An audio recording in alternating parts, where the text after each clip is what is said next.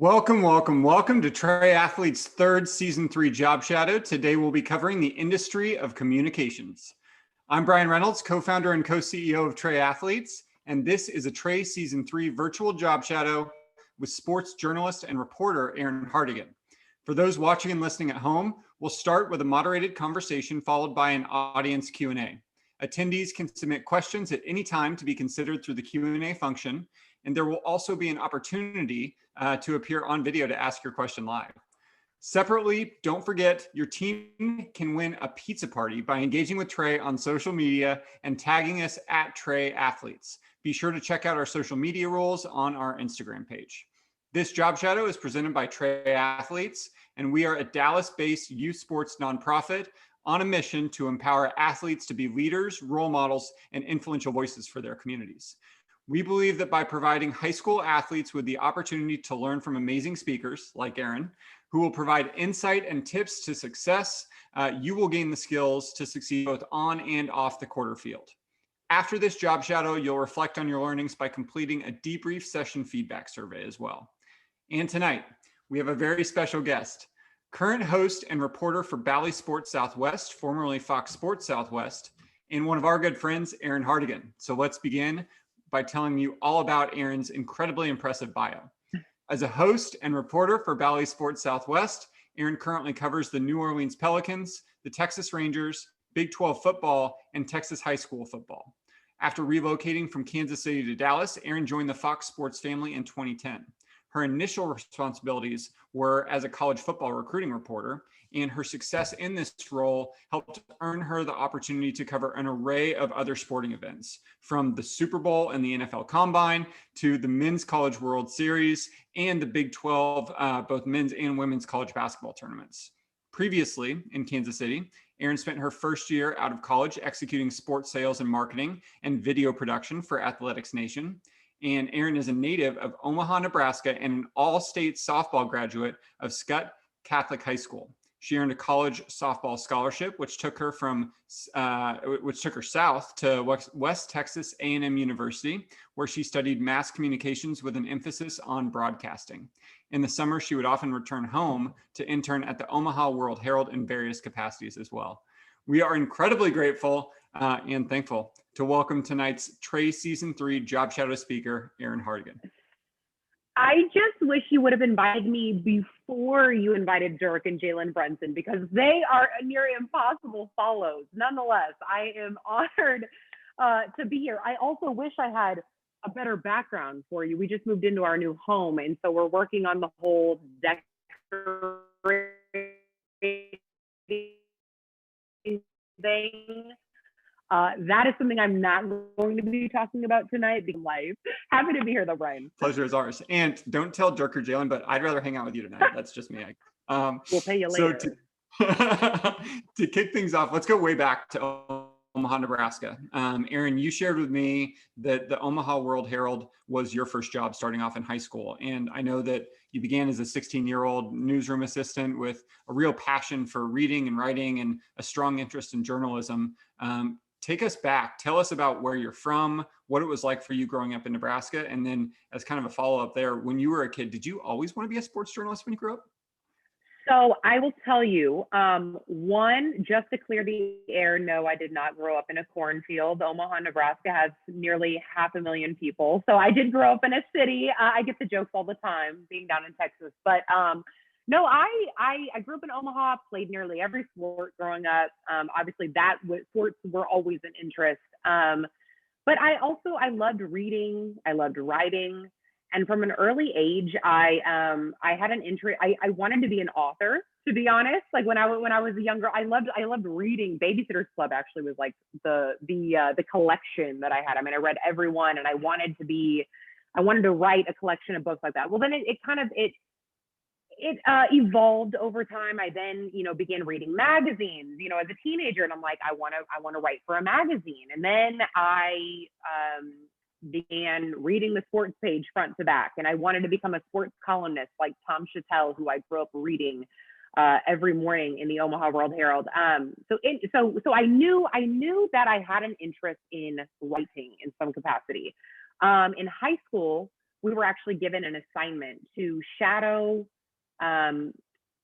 someone in a career field that we were interested in. And I actually got an opportunity to shadow Tom at the Omaha World Herald. I bugged him enough on email that I think he felt sorry for me and was like, okay, let's bring this 16-year-old, in here and let's, okay, I'll give her, she can follow me around for a day or an hour, wasn't very long. But anyway, all I wanted was that opportunity to kind of get in and to meet him and to kind of build that relationship.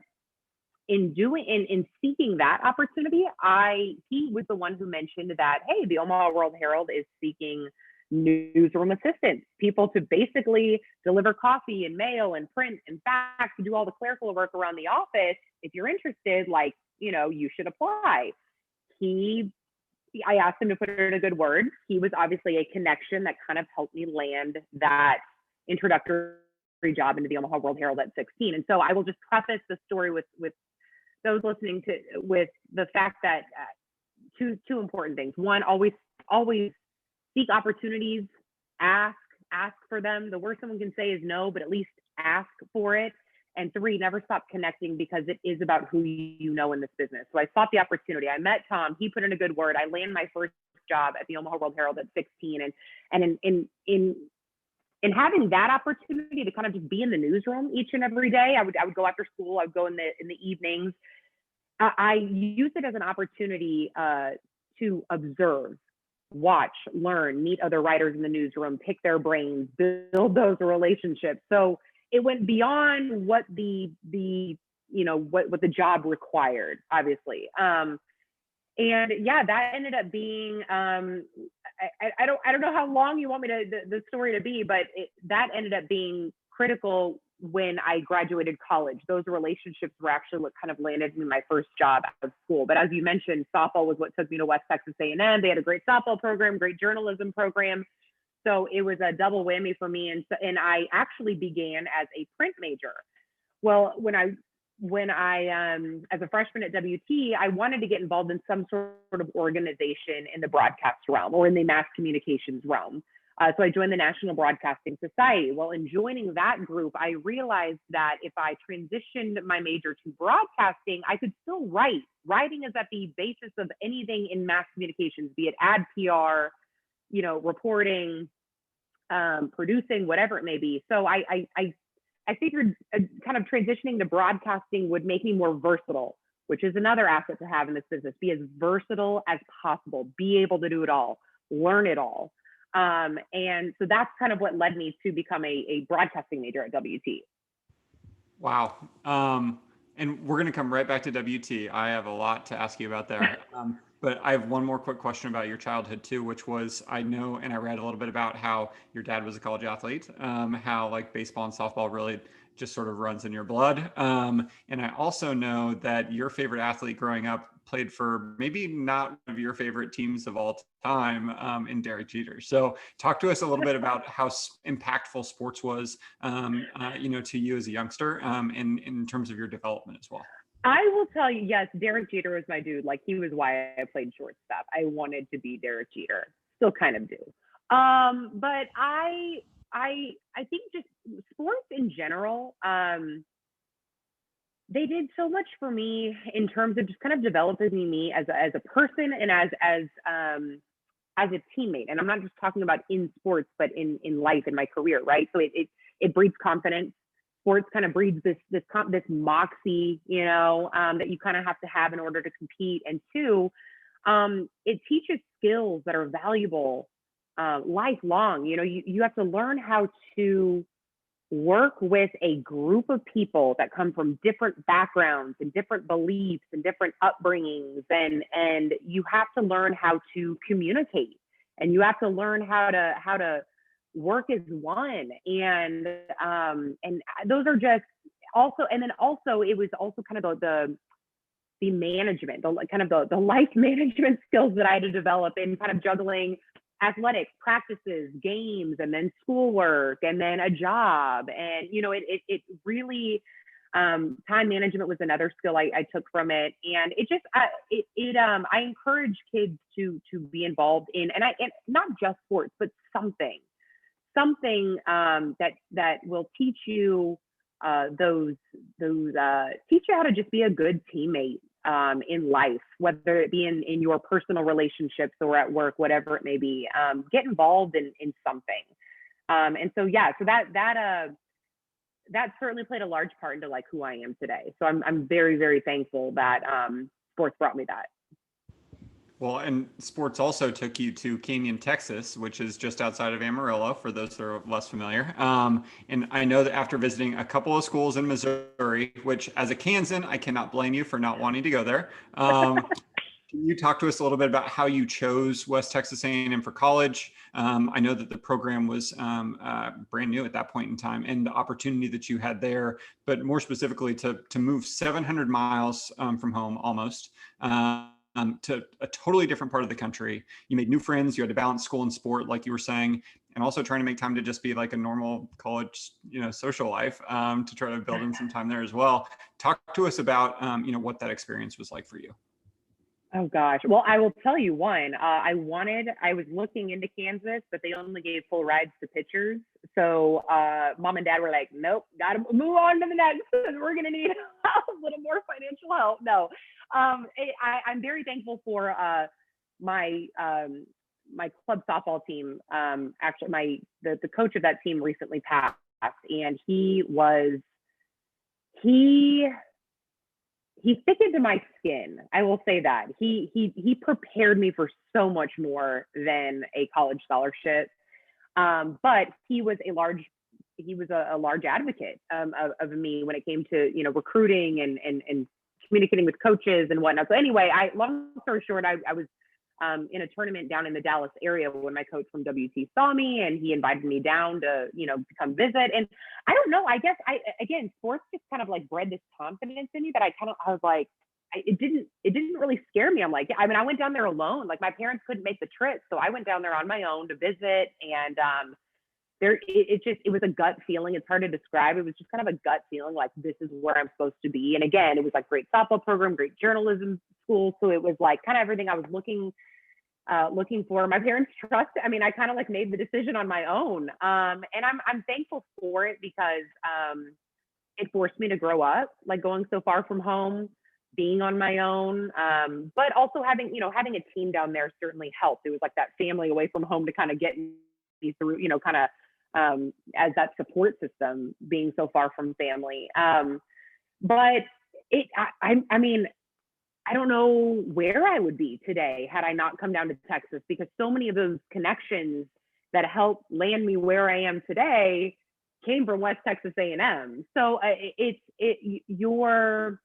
it's fun looking back and seeing how all of your dots connect, kind of like how your path is. And I will tell those listening, your path is going to take you places that you may not think it will, and roll with it, because there's a reason. Like you're supposed to meet someone, and it's going to play a role down the road. It's going to land you an opportunity of some sort. Like it's just embrace kind of like what comes the opportunities that come your way.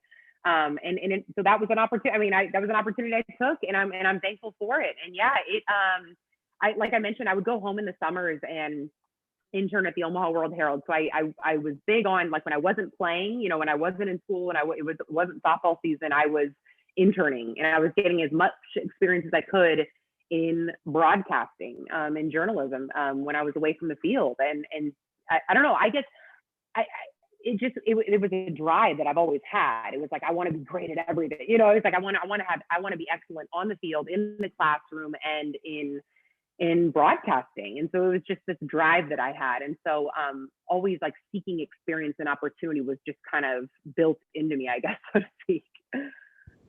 Erin, that's incredible. I also, one of my favorite quotes from one of the articles I read was about how you didn't so much, jump into the pool when it came to all of your broadcasting efforts in college. You just jumped off the high dive and cannonballed straight in. And it was one of those things where, your time as an anchor, your time doing sideline, your time in the editing room, like you really experienced all facets. And I think one of your quotes was, WT taught you how to be a one-man band, right? So talk to us about how you really embraced, learning as much as you possibly could as it related to journalism, in addition to the hectic schedule that you had as a collegiate athlete. It was a lot of late nights, early mornings, and Red Bulls. No, in college.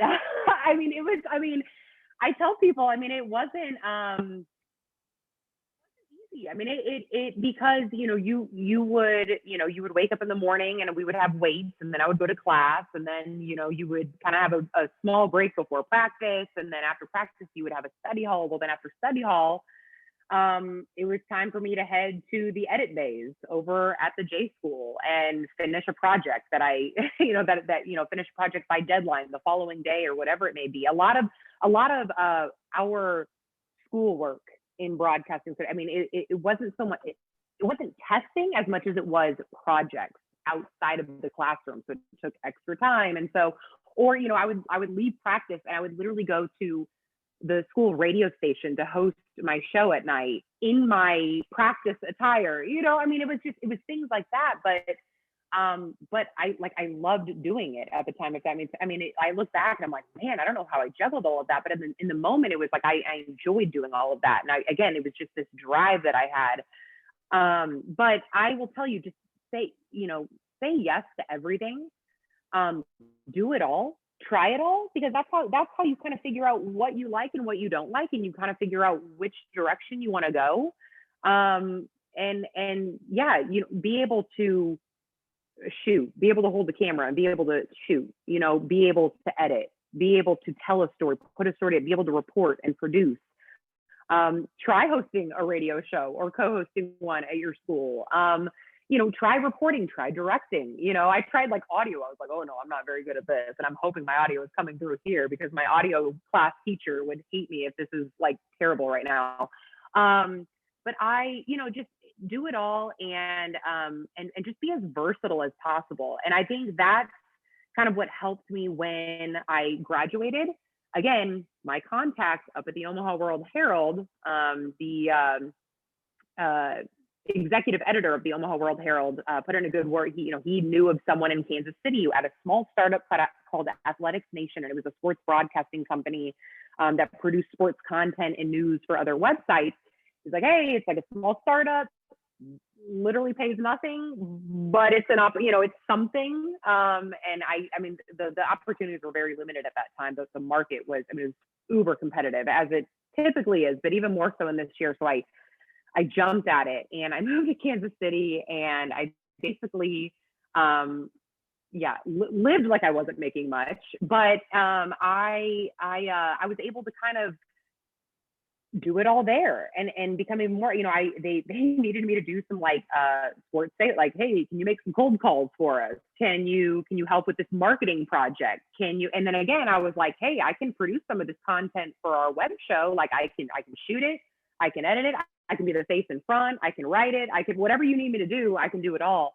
And my boss there, coincidentally, a year later, and again, I'm always seeking opportunities. I'm always kind of seeking the next, I don't want to get too stagnant. I'm always looking for kind of the next opportunity. He knew of an opening down in Dallas with a website called scout.com, and it was of the foxsports.com family at the time. He said, hey, I was fraternity brothers at, coincidentally of all schools, Kansas, with Joel Cox, who was the head of, he hired the talent for foxsports.com. He was behind the hiring of the writers for foxsports.com. He said, hey, he was my frat brother at KU. I could put you in touch. Long story short, Joel had an opening, and he's like, hey, we met for lunch. I was like, I will meet you anywhere, coffee, lunch, somewhere. Again, I'm annoying. I'm persistent. I bug, because it's if I want it bad enough, I'm going to let you know. And he finally met me for lunch, and he's like, hey, we have an opening down in Dallas. How soon can you be there? We need a college football recruiting reporter. I'm like, I don't know anything about recruiting, but I'm coming and I will learn everything I can about it.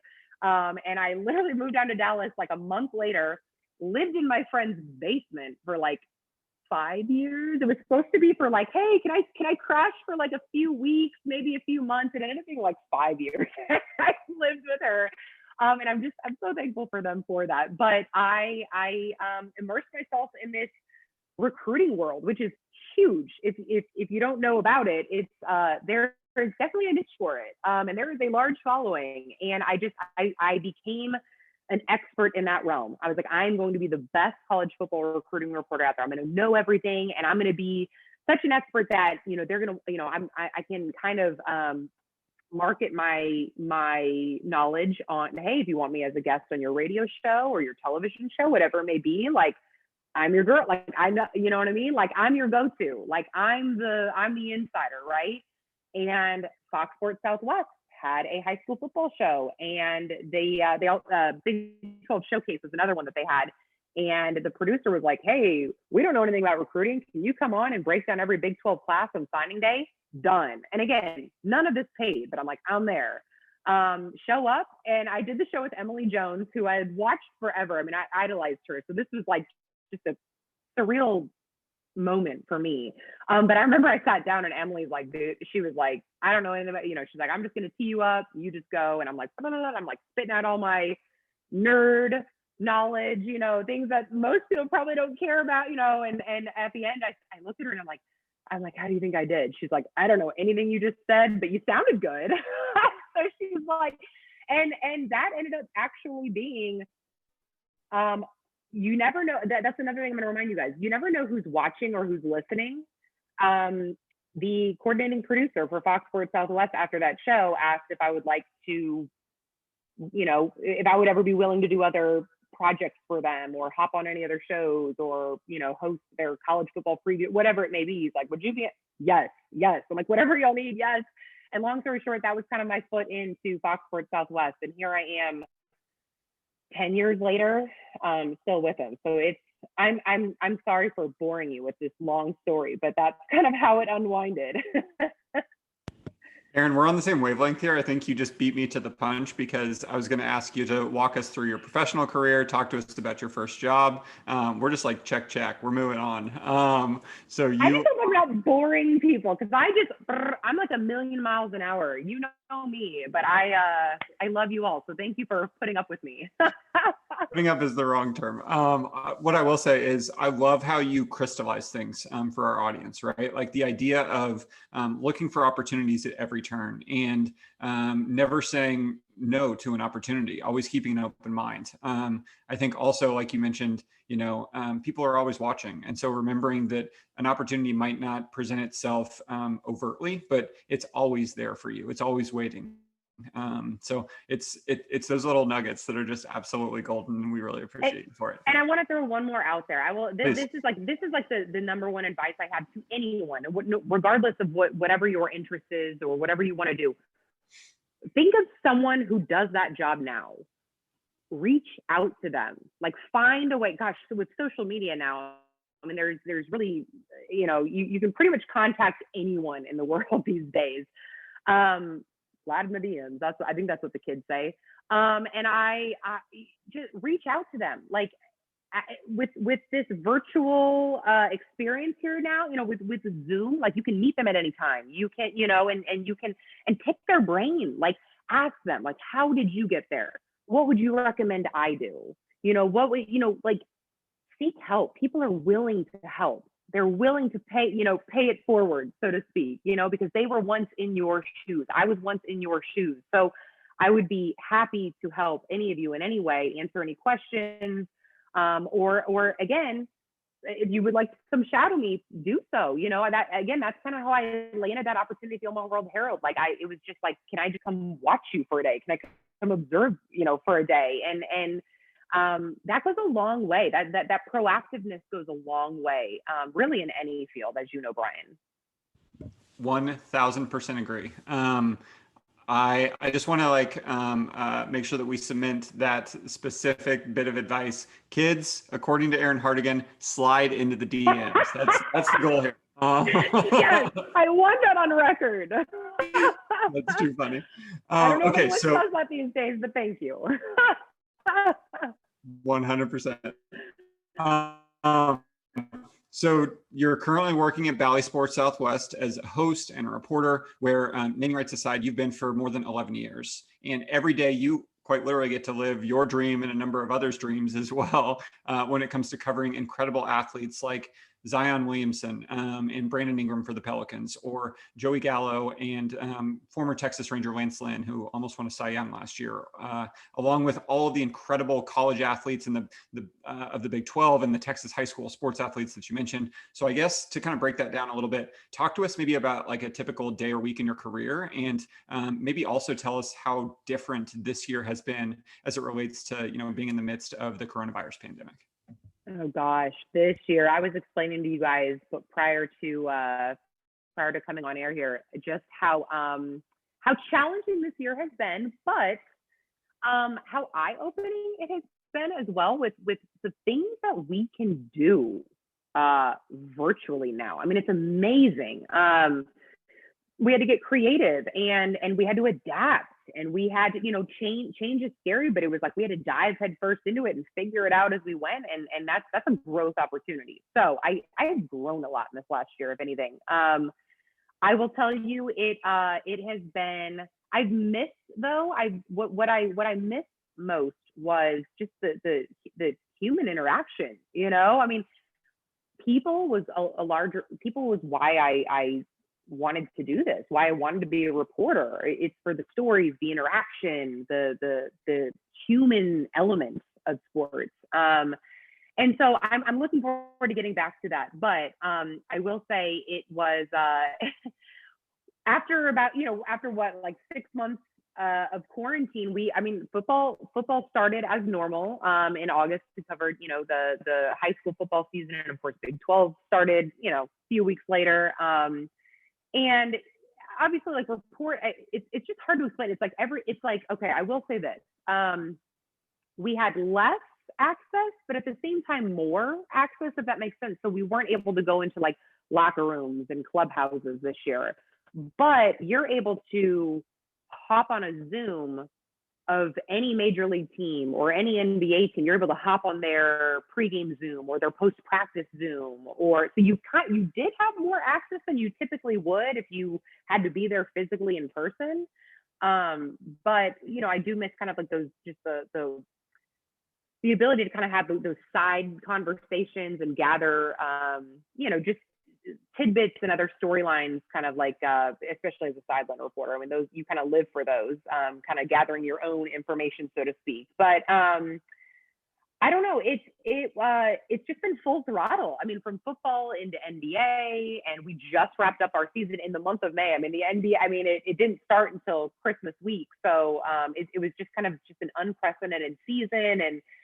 And I don't know. I think if anything, this year has just made us appreciate the way things are when we aren't having to distance, and I think if anything, it kind of just woke us up, I think, to like being more appreciative of like when things do go back to a somewhat normal. I will never take that for granted again. I don't know. As I'm rambling, I mean, is there anything specific? I will tell you, a lot of people wonder kind of what goes into a day. Like, let's say I'm preparing for a Rangers show, and I will tell you right now, we are doing every show from the ballpark, whether the team is there or on the road. We have a set at the ballpark that we do it from, and there's so much preparation that goes on prior to hitting the air. I mean, I'm constantly reading anything I can get my hands on, whether it be like on Twitter or, reading the daily beat writers' stories. And there's just, I take pride in my preparation, because, preparation breeds confidence. It's just like as an athlete, it's like you hone your skills at practice. So then when game day comes, you just let it fly. Like you just be you, and you just let it happen. You just let it roll, right? And you don't have to like think about it, because you worked so hard in it all week. That's kind of how I tackle my shows. It's like I just prepare, and I want to know it inside and out so well that I have so much confidence when I go on air that I can ad lib if I have to. When technicalities happen, I can roll with it, because I'm confident in what I know and what I can do. And so that's just preparation is another key word that we will throw out there, Brian. And your preparation is detailed beyond belief from what I've read. So I can only imagine that, when you're not working, which is very rarely from the sound of it, spending a little bit of downtime to recharge with your new husband or in the gym, I think are like the only two times that I've heard you're not working, which is really incredible to hear. So to kind of like piggyback off of a couple of those questions, for these next few, I wanted for us to do kind of a speed round, if that's okay. So I'll ask you a question. You give me a brief, short response. I like that you said brief. No. So rambling. It's because I got some good ones here for you. I got a long list. Let's do it. Let's do it. All right. So first question is, what is your favorite thing about your job? My favorite thing, the people I get to work with or cover. The people. The interaction, people. yes. Doesn't get any better than the people. What is your least favorite part about your job? If I'm being honest, it's the working like the holidays and the weekends. That's that. And I will tell you, like, if you want to go into this business, like you're gonna work holidays, you're gonna work week family here. So stand by on how Erin deals with that. Standing by. What are you most proud of at work? I think I'm most proud of and again, I mentioned this past year has been a big growth year for me. Realizing like who I really am, finally being me on air. I will tell you this, and again, I know you want me to be brief, but if there's something I could go back and tell myself at 18, it's like, stop trying to be everyone else that you think you need to be, or stop trying to be something that you think be you. No one is you, and that is your power. No one else can do what you do or bring to the table what you can bring. So why not set yourself apart and add that value to you? And so I'm actually proud that like I have embraced my hot mess self this year, and I am who I am on air, and I am here for it. Okay. Authenticity. And by the way, that quote deserved its own space because I know that's one of your mom's quotes. You did your preparation as well. I try my darndest. When I'm showing up to talk with Erin Hartigan, you got to do what you got to do. So what would you say is maybe like the skills that are most important in your job? Again, preparation, but also just the ability to connect. One of the my broadcasting teacher told me, I mean, one of the first pieces of advice she gave me when I was anchoring for the very first time was, don't talk at your viewer, talk to them. Picture it like one person. Picture yourself talking to just one person. And I always pictured like my dad, like I was just shooting the bull with him. Talk to him and make it personalize it and just make it very, again, as you mentioned, authentic and comfortable. And I think that like really put me at ease. And so that is a skill along with my preparation that is always in play. That's awesome. What would you say is a common misconception that people have about the work that you do? I think they genuinely think like we, maybe not. I think they genuinely think like we just like show up and do the show and then we leave and it's over. I don't know if people realize the amount of work that goes into it. May just be like a 30-minute show, but there's a lot that goes into it. Even beyond me. I mean, the editing of the content that goes into it, and the directing and the team that it takes really to put on that sort of production, as short as it may be. I think that's something that I want people to appreciate and to know. And I think that oftentimes that comes through as just being flawless, whether it's, you and the work that you and your team do. So it's easy to write it off as that looks easy, but they have no idea the preparation that goes in on the back end. Well, and that's the other thing that goes back to kind of how sports has helped me to this point. I look at everyone, even last night or a couple nights ago, we had our final Pelicans live show, and I'm sitting there and I'm doing my end of season kind of thank yous, but like I make sure after every show to thank like our cameramen, our director, like maybe the intern who's running EDS or, creating graphics or editing like a small vignette in the back. Like we cannot do that show if everyone on board is not performing their role and to the best of their ability. Like we're a team. Like we got to bring it each and every night. It's like, I need you to be the best cameraman you can be tonight, or I need you to direct the best show, your best show tonight, whatever it may be. It's like, I love like that team feel and that team environment. And I want to be as great a teammate to them as they are to me. Be a good teammate, kids. Listen to Erin Hartigan. Okay, so 2 more on the short question side. One would be from sort of like the broadcast journalism front. Do you have a favorite team or favorite sport or favorite athlete that you've covered? Oh my gosh, that's so hard because there are just so many. You know what? Like this, the Pelicans are very near and dear to me. I just completed my 8th season covering them, and how each season has been very different from the next. But I think, I don't know. I've covered a lot of great athletes. I will tell you the ones that I love, the ones that I appreciate are the ones that are just great people behind the scenes. And I've covered a lot of them, but I know Elvis Andrus is one for the Rangers.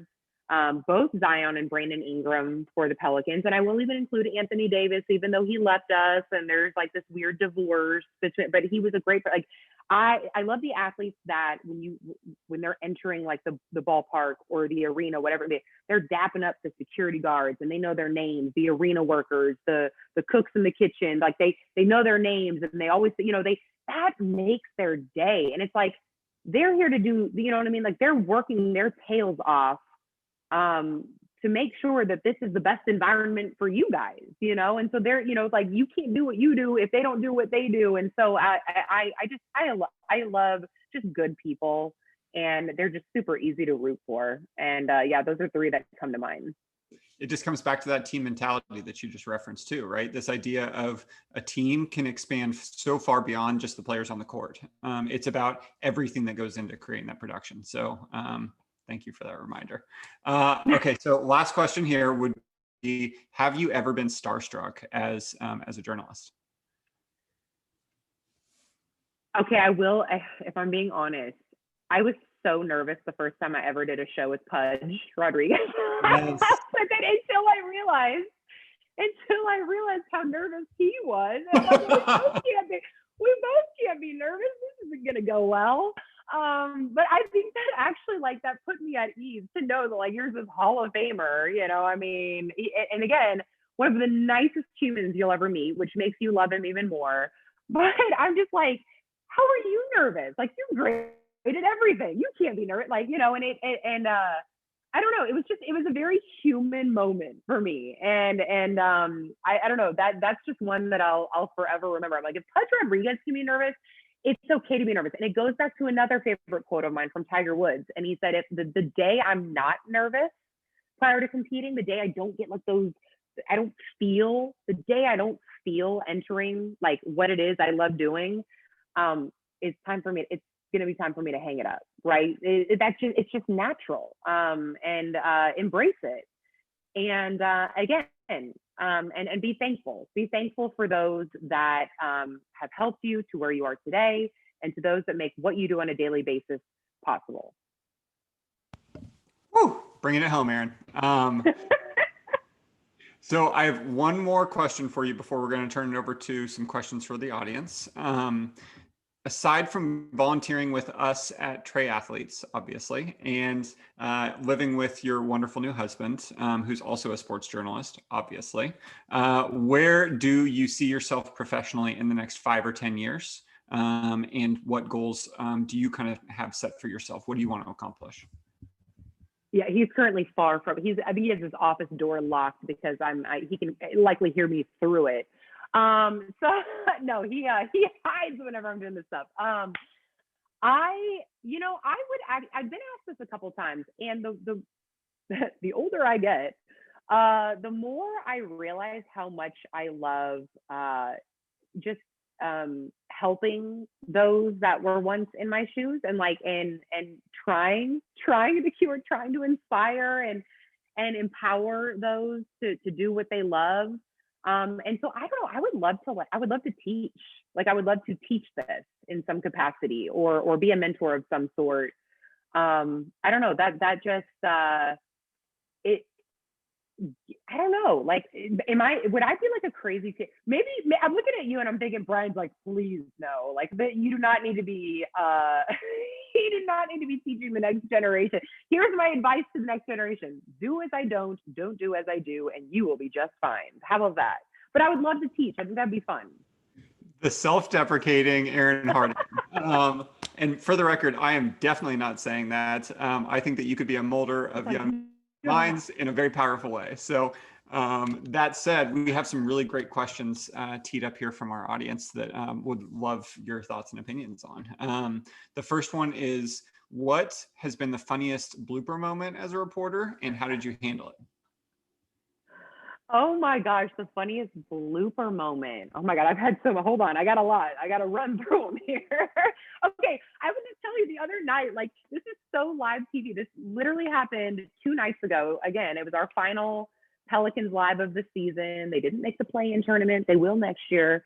But we're getting ready to wrap up the post-game show. And again, I'm getting ready to do like my farewells and my thank yous, and I'm in a double box with David Wesley, who's my analyst, and all of a sudden I see David like in the other double box. You know, I'm talking to him, and he's pointing at his ear, and he's going like this, and he's like doing the, you know, and I'm kind of like, okay, I'm getting the cues. David cannot hear me, so I'm like, okay, so I'm kind of carrying on, like maybe he'll pick back up. Well, then my producer gets in my ear and he's like, we've lost David. So I was like, I just received, you know, I said something like, I received word we have lost David. As I say that, my earring falls out. It's like this big, heavy earring. It's like clink, clink, clink, you know, like, so I'm like, we've lost David and an earring. So this is going well. That'll do it for this season on Pelicans Live.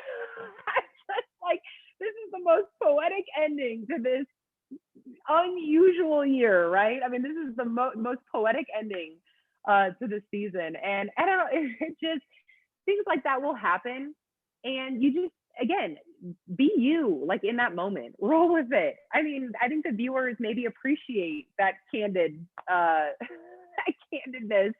or at least I tell myself so. But I don't know, that just I don't know, live television, especially in 2021, has been fun. So that's epic. Not a mic drop, but an earring drop. That. And David just waves goodbye, and he just like, and then his double box just disappears, and I'm left there with one earring. Like, all right, let's wrap it up. Like live television, hey, you know. So it's fun. Oh, that's hilarious. Okay, now that my cheeks hurt, our next question is, do you have any sort of like pregame ritual or superstition? I am actually very superstitious. So this season, in fact, it became like a thing on our show for Pels. We had hit a bit of a losing slide. It was like we were going on the longest losing streak of the season, and I realized that every time I had worn, it was like whether it be a New Year's Eve show or a holiday show, I would wear something with sequins. And I realized like we've never lost. It was kind of a joke, like, oh, we never lose when Erin wears sequins. Well, when we hit this losing slide, I'm like, I'm going to wear sequins tomorrow just to see like if this thing is, you know, we spit off a 5-game win streak and I'm wearing sequins, but I don't own enough sequins.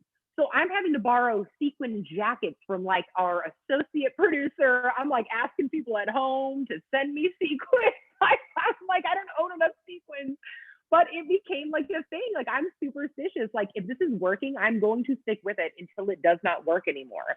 Or if I eat, like we were talking about this on Rangers the other day, because the Rangers were riding like a 5-game losing streak. And I asked Steve Bouchel and Mike Bassick, like, did you guys ever do anything different? Like, just to change things up, create some new juju or create some new momentum, like just do something different. And they were like, oh my gosh, all the time. Like they were like, Mike Bassick said if he had like a certain type of food, like, or a certain meal before a game and he didn't pitch well, he wasn't having that ever again. Or if he had something and he pitched well, he would literally have that before every outing until it maybe didn't work well. So yes, I am very I'm just weird is what people I think are realizing on this. I'm just and I'm embracing No. I think what I'm hearing it. is, as New Orleans Pelican fans are looking forward to next season, donate your sequins to Erin Hartigan. Yes. Slide into her DMs and just send those sequins her way. Slide in for the sequins. There we go. That's the campaign. You're gonna head this thing. I got you. I'm on it. We'll start a hashtag. It's gonna be great.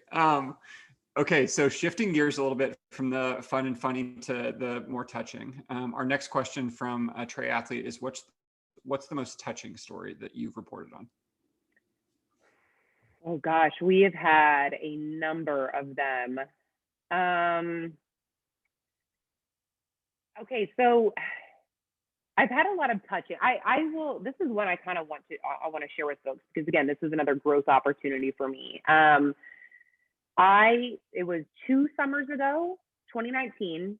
I'll never forget it. It was July of 2019. I was headed to the ballpark to cover a Rangers game, to host the pre and the post game show. And entering that day, the Rangers were like riding high. I mean, they were like 2 or 3 games above 500. They had just had Lance Lynn and Mike Minor named to the All-Star team, and there was, it was a celebratory day. It was gonna be a fun pregame show, and we were gonna have a lot to celebrate. The team, everything was going well in Arlington. And I get to the clubhouse, and something's off that day. And they all of a sudden, John Blake, who's the Rangers PR guy, asks all the media to leave the clubhouse, and we're kind of okay, like hadn't talked to Woody yet. We're just kind of confused. That was the day that it was announced Angels pitcher Tyler Skaggs was found dead in his hotel room in it was actually in South Lake, but the Angels were in town playing the Rangers. It was going to be the series opener. That news comes down, and I immediately call my producer, and I kind of notify him of the news. Well, he had already been notified by the Rangers, and the game was postponed. And I'm like, are we going on air? Like, are we going to report it? Like, do we do a show? Do we not? Do we report this? How do we handle this? And he's like, no, we need to go on, and we need to at least say something. And I know John Daniels and Chris Woodward were going to speak at the podium as well. And the Rangers released a statement. And so anyway, I go on with CJ Nitkowski, who is the play-by-play part of the play-by-play team for the Rangers. He's the color analyst. I go on with him and Tom Grieve. And I'm sitting there, and I'm just like, it's so surreal. This kid, he wasn't even like 25, and it was just, it was very emotional. And I'll never forget, I'm sitting there, and I'm like, I'm so used to reporting on sports, and I'm so used to you're used to like those lighthearted fun moments, and it's carefree. And I'm sitting there, and I'm like, how do I handle this? Like, I looked at CJ, and I said, I don't know, like, am I normal? Do I sound sad? Like, I was like, I don't know how to be right now. Were my exact words to him. I said, I don't know how to be right now. And he looked at me, and I will never forget his words. He said, be human. Be human. Like, be you in this moment. And it was a very emotional segment. And I did show some emotions, and I won't apologize for that. A common misconception is that anchors and reporters need to remain professional in those moments and hold the emotions for, when the camera lights, when the camera goes off. I'm like, you know what? Like, this is me. Like, this kid is dead. You know what I mean? I'm like, this is life right now. It's beyond baseball. And that's what we talked about when we came on air. And I will just tell those, if you're ever in that moment, if you ever find yourself in that moment as a journalist, like be human, like humanize that story and feel it. And because the viewers at home are feeling that as well. And I think they appreciate when you are you in those moments. I know I do. And I think that everything that you just said really resonated with me, because I think that so many of the people who are personalities on TV or radio or what have you, there's this separation between reality and the show.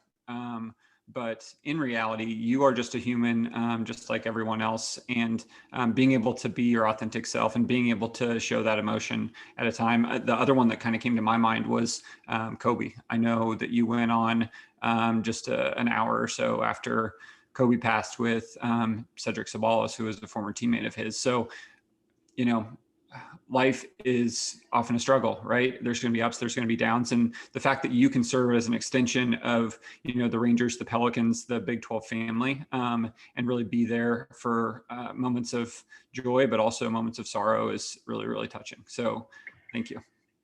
I appreciate that, and I actually, speaking of the Kobe show, I actually called I called CJ after that show and thanked him, and thanked him for that advice, because that advice came into play in that exact moment. Who knew, like a year later, less than a year later, months later, I would be having to go on air an hour after the Kobe news came down, and not only that, I'm sitting on set with Greg Buckner, who spent 10 seasons playing against him, who knew him all too well, and Cedric Sabalos, who played with Kobe. And not only that, I'm sitting there thinking they are both husbands and fathers as well. Fathers to teenage girls, both. And so it was such a raw, real moment. And I remember, our producer had, he wanted us to kind of come on. Originally, our coordinating producer was like, "Oh, I don't know if we touch this." I'm like, "How do we not?" Like, I'm coming on air with two guys that had a relationship with him, that are fathers to teenage girls themselves and husband, and I said, we need to, like, we need to let them, like, express what they need to express. And that's exactly what we did. And we just let the moment happen. And it was very real. And it, again, just a growth opportunity, just so much growth in those moments. So yeah, I appreciate you, reminding me of that. 100%. All right, so coming full circle, you've dropped some incredible knowledge on us tonight. The tips have been chef's kiss. I want to leave you with one last question before we call it a night, because I could do this all night, but unfortunately, I was at home or probably getting ready for dinner. So. Rebecca's like, no, cut this off. Rebecca's somewhere, like, come on. Rebecca's giving us the hook in the background. She's doing what the camera guy's always doing to me, like, wrap it up. Come on. Right? Exactly. I'm getting it virtually, as well as like smoke signals and all the things. Anyway, so knowing what you know now is really a wealth of knowledge. Talk to us and maybe give us just one piece of advice that you wish that you had as your younger self, someone who's looking to get into sports journalism, someone who is passionate and has that same fervor that you do. What would you tell your younger self? What would you tell our Trey athletes? Again, what I would tell you is tonight or tomorrow morning, but more so tonight, I want you to think of someone that is in a field that you want to be in, someone that is in a role that you would love to have at some point down the road. And I want you to find a way to contact them. And I want you to contact them and somehow arrange a way for you, whether it be a phone call, a Zoom, in person, find a way to just meet them and pick their brain. And again, ask them for help. People are always willing to help if you ask for it, and ask them how they got where they are, what you can do to get there, what they would recommend you doing. If they know of any opportunities, if they know of any openings, if they know of anyone else that you could get in touch with, that they would recommend being another great contact. Ask for those things and seek those opportunities and jump at them right now. Like, try it all, do it all, and see what happens, because sometimes it just takes, like, a baby step in the right direction is all you need. And it's about the contacts you have. It is who you know. So network, like continue to build relationships in whatever field it may be. And at the end of the day, just like say thank you. Like go back also tonight, like thank one person that has helped get you where you are today, whether it's a family member, a coach, a teammate, a teacher, whoever it may be. Thank them. Like that goes a longer way than you think. It means more than you think. And at the end of the day, like I said, my favorite quote, no one is you. And that is your power. No one is you. So be you, do what you do, and own that, because it's you were blessed with gifts that this world needs. So please bring them, because we need them. Woo! I like and slide in the DM. No. What other lingo what other lingo can I throw in there? Do kids still say no? I don't know. I'm not even gonna try. I'm old now. Like I'm not cool anymore. Like like I bring up things that interns have no idea like even existed. I am officially old. You're officially hilarious and amazing, and we are so thankful that you were able to join us tonight. And unfortunately, with that, our job shadow with Erin Hartigan has now come to a close. So, Erin, not only is the power of thank you really important to you, it's important to us here at Trey. Through your experiences and stories, thank you so much for joining us tonight to talk about your career as a part of Trey Season 3. And I got to give just a few quick notes for the audience at home before I come back to that thought real quick too. So number one, we're getting ready to launch a quick poll right now. So for everyone watching and listening at home, please complete this poll before you leave. Number two is also don't forget to register and attend our very last Trey Season 3 Job Shadow, which is going to be taking place on Thursday with former UT basketball player Carlton Dixon.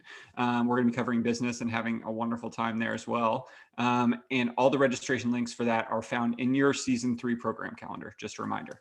Coaches, number three. For any of your athletes who are not able to attend this conversation live, we'll be posting this recording on our YouTube channel. Personally, I'd watch all four, but please make sure your athletes watch at least one Trey Season 3 Job Shadow. And for everyone at home, please post on social media and tag @TreyAthletes. Last but very not least, let's thank Erin Hartigan one more time for joining us tonight. A very special thank you. We know how invaluable your time is. And on behalf of every single one of our Trey athletes, coaches, families, thank you, Erin. You're truly an inspiration. Well, I love you all. I am here if you need anything. So reach out. Reach out. Slide into the DMs. I feel like I'd hit my count. I couldn't say it again. So there we go. I'm here for that. I'm here for you. But until next time, to athletes everywhere, have a great night, everyone. And thank you so much for joining us tonight.